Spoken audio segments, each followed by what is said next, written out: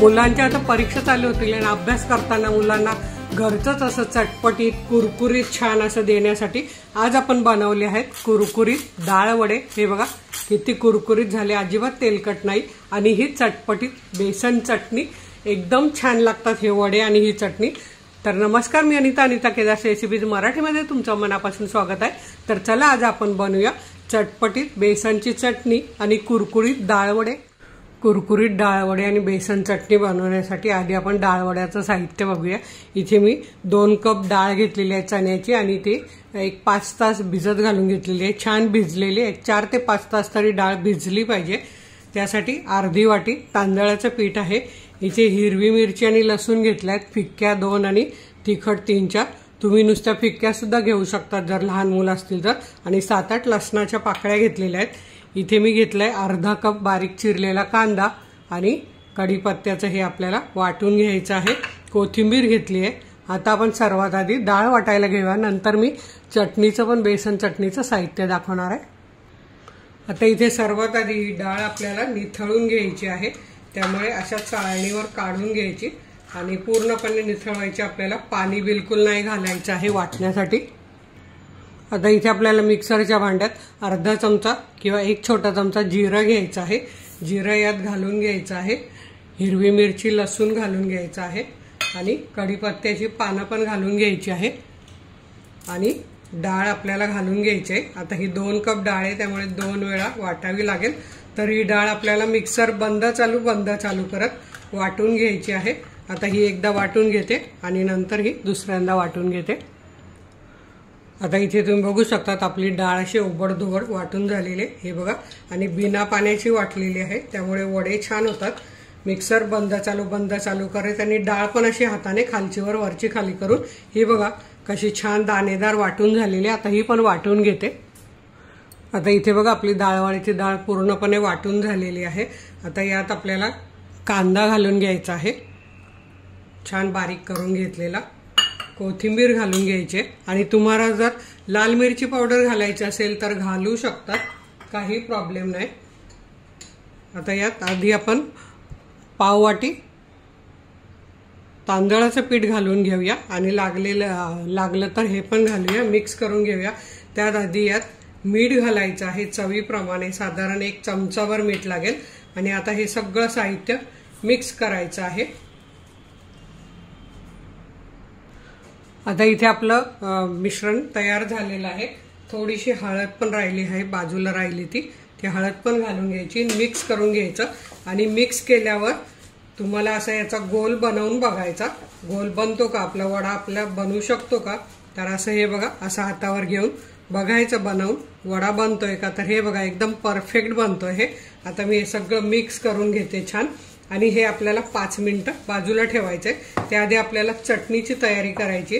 तर ती बेसनवाली खास नाशिकची रेसिपी आहे आणि बरेच जणांनी मला रिक्वेस्ट केलेली की तुमची नाशिकची बेसनवाली चटणी दाखवा।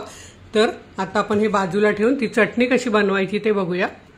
आता इथे आपल्याला बेसन चटणी बनवण्यासाठी मी इथे घेतलं आहे बेसन, अर्धा कप बेसन आहे। तुम्हाला किती बनवायची, थोडी जास्त की कमी त्यानुसार तुम्ही घेऊ शकतात।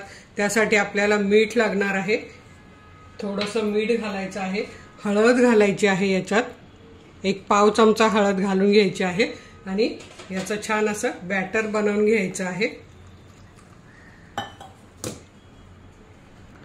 आणि हे बघा फक्त 3 ते 4 चमचे पाण्यात आपलं बेसन भिजवून झालेलं आहे आणि हे बघा असं पडलं पाहिजे, असं आपलं हे बॅटर तयार करायचं आहे। आता आपण जाऊया गॅसकडे। आता इथे मी ठेवलं आहे तेल तापत, तेल तापलं की नाही ते बघूया।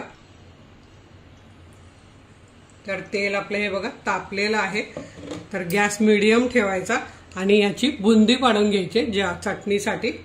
तर हे बघा असे बोटं घ्यायचे असे आणि असे यात सोडायचे, अगदी छान बुंदी पडते आणि ती छान कुरकुरीत होते। किंवा तुम्ही झाऱ्याचा किंवा आपली किसणी असते त्याचा वापर सुद्धा बनवून अशी बुंदी पाडून घेऊ शकता। तर अशी मी सगळी बुंदी पाडून छान अशी 1-2 मिनिटं फक्त आपल्याला तळायला लागेल, जास्त तळायला वेळ लागत नाही आणि ती काढून घ्यायची आहे। मीडियम गॅसवर छान तळून घ्यायची।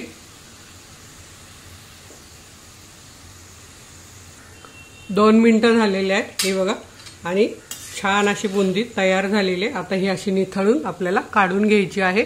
अशीच मी सगळी बनवून घेते। आता इथे बघा आपली बुंदी काढून झालेली आहे, कशी छान कुरकुरीत झालेली आहे। आता आपण वडे बनवायला सुरुवात करूया, तोपर्यंत ही थंड होईल 1-5 मिनिटं। आता इथे आपल्याला वडे बनवून घ्यायचे। असं पाण्यात हात बुडवून घ्यायचा फक्त आणि असे गोल गोल गोल गोल छान वडे बनवून घ्यायचे। आपल्याला ज्या आकाराचे पाहिजे त्या आकाराचे असा गोल गोळा बनवून घेतला की त्याला असा दाबायचा आहे। झाला आपला वडा तयार। कडेने असा करून घ्यायचा आहे आणि जेवढा पातळ कसा जाड तुम्हाला पाहिजे तशा पद्धतीने वडा बनवून घ्यायचा आहे। तर असे मी 5-6 वडे बनवून घेते आणि तुम्हाला दाखवते। आता इथे आपले वडे बनवून तयार झालेले आहेत। आता आपण हे तेलात सोडूया। गॅस टाकताना कमीच ठेवायचा आहे आणि नंतर आपल्याला मध्यम करायचा आहे। तर आता आपण असा एक एक वडा अलगदपणे सोडून घेऊया आणि नंतर आपण मीडियम करणार आहोत गॅस। लगेच आपल्याला वाढवायचा नाही गॅस, नाहीतर मग वडे आतून कच्चे राहतील। त्यामुळे टाकताना आणि काढताना नेहमी गॅस बारीक ठेवायचा काही वस्तू तळताना। तर हे बघा आता मी गॅस वाढवते, मीडियम करते आणि आता हे आपण दोन्ही साइडने छान सोनेरी रंग येईपर्यंत तळून घेऊया।